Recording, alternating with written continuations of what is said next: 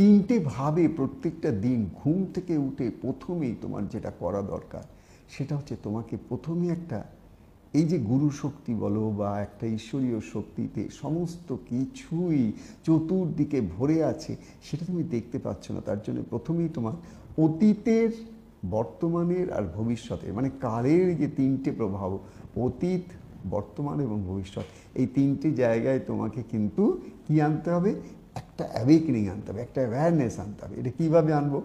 Auto suggestion. আমার নিজের মধ্যে নিজে প্রত্যেক দিন ঘুম থেকে ওঠা বা রাত্রে ঘুমোতে যাওয়ার সময় আমার কিছু কিছু সাজেশনস তৈরি করতে হবে। যেমন এটা, যেমন রাত্রিবেলা যখন তো আমি শুতে যাচ্ছি তখন আমি কি বলতে পারি, আজ সারাদিন যা যা করেছি তা আমি যথাসম্ভব ঠিক ঠিক করার চেষ্টা করেছি এবং এখন দিনের শেষে সব কর্মগুলো ফলসহিত গুরু ইষ্ট চরণে সমর্পণ করলাম। দেখো, this is something to do with past.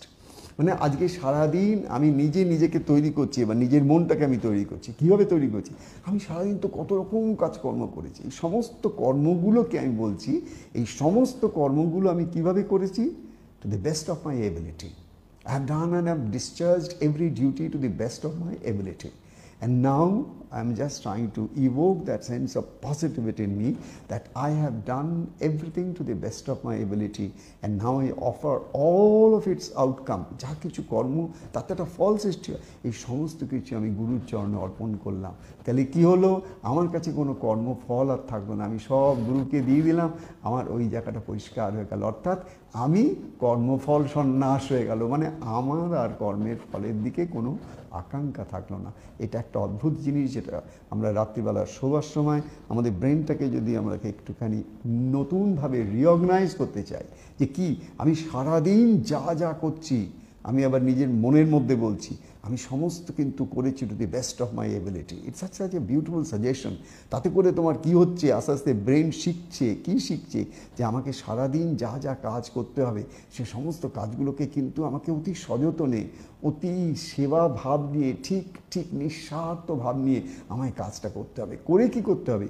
দিনের শেষে আমি সমস্ত কাজগুলো গুরুচরণে অর্পণ, মানে now I surrender all outcomes to the universe, দিয়ে দিলাম, আমি খালি হয়ে গেলাম। দ্বিতীয় দেখো, এটা হচ্ছে যেমন অতীত বললাম, বর্তমানের সম্বন্ধে আমি বলছি আমি শ্বাস নিচ্ছি বুক ভরে এবং সুস্থ আছি, তার জন্যে আমি পরম কৃতজ্ঞতায় ভরে আছি। আমার সুনিদ্রা এবং সুস্বপ্নের জন্যে আমি কৃতজ্ঞ।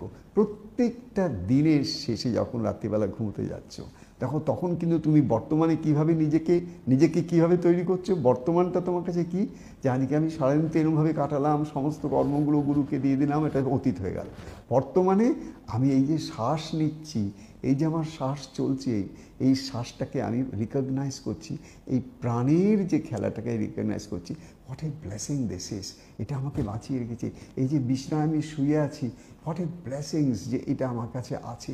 আমার কাছে প্রাণ আছে, মন আছে, শরীর আছে, দেহ আছে, সব কিছু দিয়ে সৃষ্টির সব কিছুর সঙ্গে ভগবান আমাকে ইন্টারাক্ট করাচ্ছেন।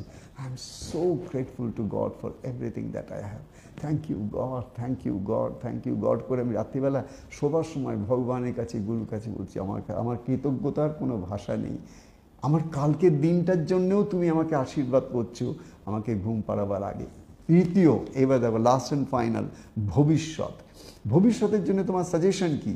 ওই ঘুমোতে যাওয়ার সময় তুমি তোমার টোটাল সাবকনশিয়াস ব্রেনকে ওরিয়েন্ট করছো, নতুন করে অর্গানাইজ করছো, নতুন করে তোমার সাবকনশিয়াস অবচেতন মনকে তৈরি করছো। আমি নিদ্রায় যখন থাকছি তখন আমার অবচেতন মন আমার সব রকম সমস্যার সমাধান করছে। মানে কি, দেখো তুমি কিন্তু কিচ্ছু করছো না, তুমি যখন নিদ্রার মধ্যে আছো তোমার নিদ্রিত মন অর্থাৎ অবচেতন মন তখন নিজে কি করছে, সেই জিনিসগুলোকে তৈরি করছে, সেই সমস্ত সেক্রেটারি তোমার ব্রেনে তৈরি করছে, যাতে করে যত রকম চ্যালেঞ্জেস আছে তোমার কাছে, যেগুলো তোমার সবথেকে ডিফিকাল্ট, যেগুলো তুমি করে উঠতে পারছো না অথচ তুমি করতে চাও এবং তুমি জানো এগুলো যদি তোমার হয় তোমার খুব ভালো হবে, এই সমস্ত চ্যালেঞ্জেসগুলোকে এগুলোকে প্রায়োরিটাইজ করবে কে? তোমার অবচেতন মনের ঊর্ধ্ব চেতন মন, সে প্রায়োরিটাইজ করবে। তারপরে কি করবে? তুমি কিন্তু ঘুমিয়ে আছো কিন্তু তুমি বলে দিচ্ছ আমার অবচেতন মন আস্তে আস্তে করে এই সমস্ত জিনিসগুলোকে প্রায়োরিটাইজ করে সমস্ত চ্যালেঞ্জেসগুলোকে কি করে আমি ওভারকাম করব, সে নিজেই নিজে সব করে দিচ্ছে, আমাকে কিচ্ছু করতে হচ্ছে না।